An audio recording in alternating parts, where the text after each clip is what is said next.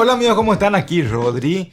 Si siguen el canal sabrán que para mí el iPad es uno de los dispositivos más relevantes de mi día a día.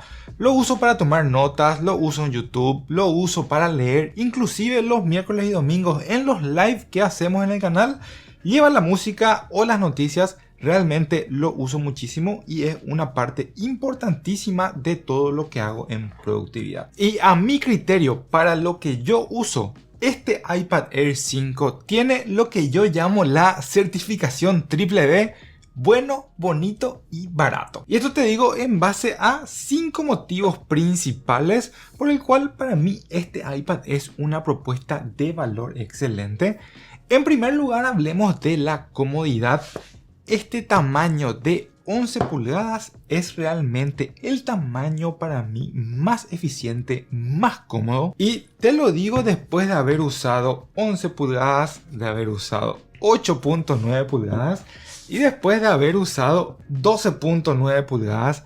La diferencia en tamaño, en peso, en el espacio que ocupa, como pueden ver, es enorme. Si aquí damos la vuelta podemos ver también las pantallas. Aquí vamos a sacar de su estuche cada uno y vamos a poder ver también la diferencia en pantalla. Sí, por supuesto que una pantalla grande, bueno, tiene más espacio, especialmente si queremos hacer multitasking, pero esta pantalla de 11 pulgadas tiene para mí el punto perfecto en una tablet, que es el punto intermedio entre tamaño en pantalla sin sacrificar portabilidad. La diferencia versus 12.9 pulgadas es muy significativa y la diferencia versus 8.9 pulgadas para mí también. Ni qué decir si la seguimos comparando con pantalla más grande y la ponemos al lado de 14.9 pulgadas, que es la Tab S8 Ultra.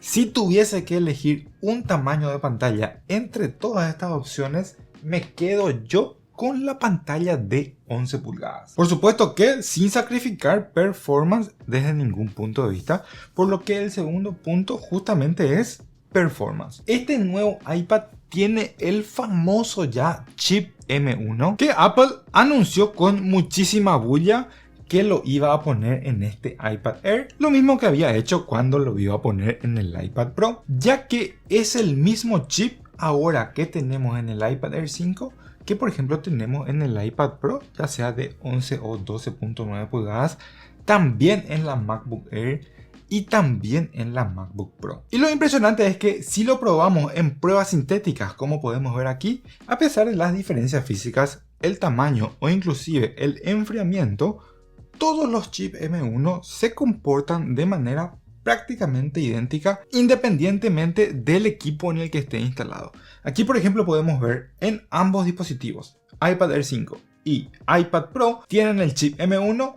En single core tenemos 1715, 1714 y en multicore 7248, 7268. Con los márgenes de error esto es prácticamente igual. En el iPad mini tenemos el A15 que tiene 1593 y 4635. Una diferencia especialmente importante en multicore, bueno, porque este chip M1 es un chip prácticamente para una laptop. Y con esto decimos que estos números que nos dan en estas pruebas en estos iPads son similares, prácticamente iguales a los que tenemos en la MacBook Air y también en la MacBook Pro. La diferencia por supuesto está en el sistema operativo, especialmente cuando lo comparamos versus las MacBooks, ya que por supuesto macOS nos permite sacarle más provecho a estos chips versus lo que hoy nos puede dar iPadOS. Dicho eso, hay muchísimos rumores que Apple podría presentar un nuevo sistema de administración de ventanas y esto lo podría presentar en el WWDC, que va a ser en junio, cuando se presente la nueva versión de iPadOS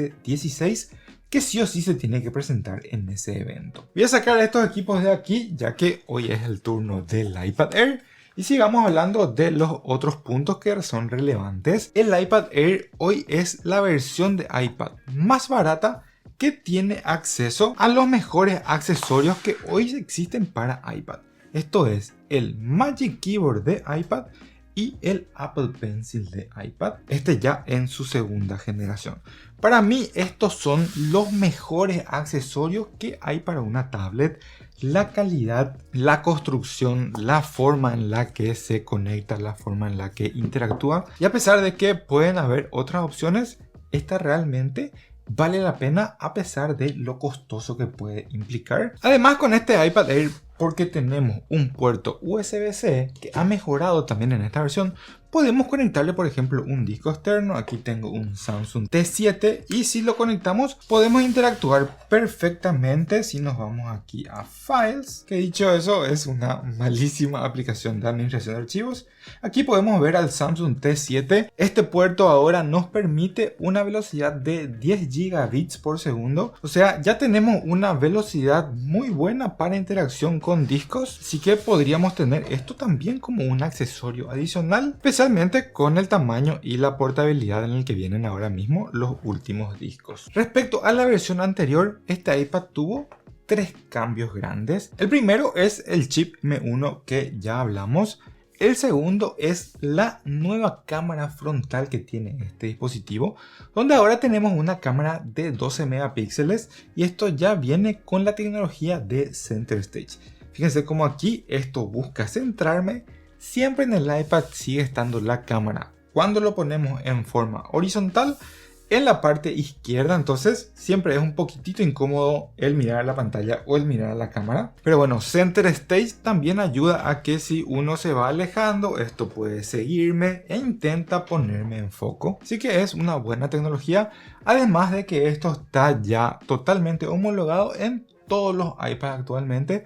Inclusive el nuevo monitor Studio Display que acaba de lanzar Apple también tiene esta misma cámara y esta misma tecnología. Y el tercer punto de diferencia versus la versión anterior es la capacidad en la versión celular de tener 5G. Yo muy pocas veces he comprado un iPad con la versión celular, pero bueno, es por la forma en la que yo uso. Pero para los países donde hay 5G y para la gente que necesita full conectividad con su dispositivo, bueno, esto es realmente muy valioso y un salto interesante pasar de LTE a 5G. ¿Estos cambios son buenos? Sí, por supuesto. ¿Vale la pena versus un iPad Air 4 con el decremento de precio que tiene la versión anterior? Bueno, eso lo podemos dejar para analizar en otro video, pero en esta versión 5 estos cambios tienen un punto a su favor. Algo que yo uso para elegir comprar o no un dispositivo para mí es el valor que obtengo por mi dinero, y aquí en mi visión es que tengo muchísimo valor por $599, que es el precio de entrada de este iPad, cuando viene con el almacenamiento más chico que es de 64 GB.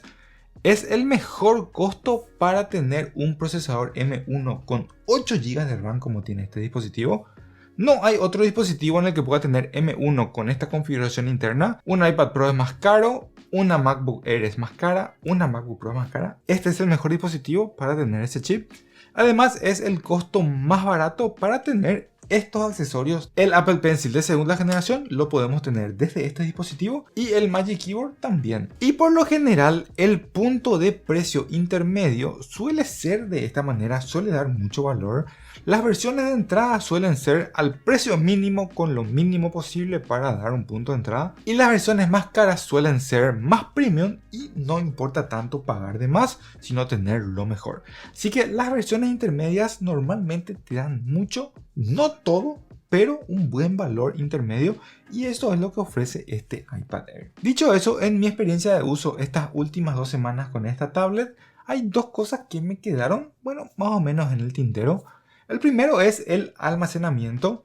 Esta es la versión de 64 GB y esto puede quedar un poquito corto dependiendo de cómo lo usamos. En este caso, por ejemplo, ahora mismo estoy usando ya 21 GB de los 64 GB. Un 30% de ese espacio ocupa iPadOS, otro 30% ocupa lo que le llama System Data y bueno, el otro 30% entre apps, fotos, algunos archivos multimedia y otras cosas que tengo aquí. Con 64 GB no puedo migrar todo lo que necesito, sino administrar lo que necesito en este iPad sin llenarlo con cosas que por ejemplo lo podría tener en el teléfono o en otro dispositivo, así que requiere un poco más de pensamiento y de administración cuando uno cuenta con este espacio. Por eso me hubiera encantado que haya un upgrade inclusive a 128 GB. Bueno, mucha gente puede querer 64, pero tener el salto a 128 hubiese sido interesante, ya que el único salto que nos da es 64 GB y saltar a 256 GB. Ese incremento de almacenamiento tiene un costo ya elevado, ya deja esto a niveles de un iPad Pro. Bueno, el iPad Pro también ya viene con 128 GB de entrada, por lo que me es incómodo tener que elegir entre 64 y 256 solamente. Para mí este iPad con 128 GB prácticamente se quedaba perfecto. El segundo punto es la pantalla de 60 Hz. Si quisiéramos jugar o también diseñar, yo creo que 120 Hz tiene su valor, especialmente cuando usamos el Pencil, cuando queremos dibujar. Es interesante tener esa tasa de refresco porque mejora muchísimo la experiencia. Y lo que tiene 120 Hz es que está siendo la norma en prácticamente todos los móviles. Por ejemplo, todos los dispositivos Samsung, teléfonos y tablets vienen por defecto ya los de gama alta con 120 Hz. El iPad Pro tiene 120 Hz. La MacBook Pro tiene 120 Hz. El iPhone tiene 120 Hz. Entonces uno normalmente ya empieza a interactuar en casi todos los dispositivos con 120 Hz. Y esto genera un poco de costumbre visual. Yo normalmente no siento casi la diferencia, especialmente si no estoy buscando encontrar esa diferencia. Pero ese acostumbramiento de interactuar con prácticamente todos los días, todo el tiempo, con pantallas de 120 Hz, tiene su impacto para mí y empiezo a sentir un poquitito la diferencia cuando no tengo una pantalla de 120 Hz. Como es esta pantalla de 60 Hz en este iPad Air. Si tuviese que decir si para mí es un deal breaker, o sea, compraría o no esta tablet porque tuviese 60 o 120 Hz, no, para mí el que no tenga 120 Hz no es suficiente para decir que no es una buena tablet, pero bueno, me parece algo que podría mejorar y que es digno de mencionar aquí como un punto negativo de esta tablet. Ahora, mucha gente me preguntó si después del video del unboxing yo he sentido una disminución en la calidad de la construcción. Hay mucha gente que ha dicho que al apretar esto cruje. La verdad que yo he buscado ese crujido y no lo encuentro. Para mí tiene la calidad muy similar a otros iPad que he tenido. Y a pesar de que busco y trato de encontrar este crujido, no lo he encontrado. He apretado por todos lados y la verdad que para mí, bueno, podría haber una mínima disminución en el grosor del aluminio, pero no es lo suficiente para que a mi criterio esto signifique una disminución en la calidad de los materiales. Así que no dudo que puedan haber algunas unidades, hay gente que ha detectado esto, pero en mi experiencia no es una característica común y me decanto a decir que podría ser en algún lote o en algunas unidades, pero por lo menos en el que me tocó a mí, no. Por todo esto que hablamos entonces, sí creo que este iPad vale completamente la pena. Creo que es un iPad que uno debería elegir si puede gastar un poquitito más al mínimo, o sea, pasar del 9 a este iPad. Es un salto grande, es un salto importante y sin embargo es un salto que por la diferencia de precio a mi criterio vale la pena. Ahora mismo el iPad 4 lo conseguí en Amazon en $469. Esto implica $130 de diferencia versus el iPad Air 5 simplemente por un cambio de versión.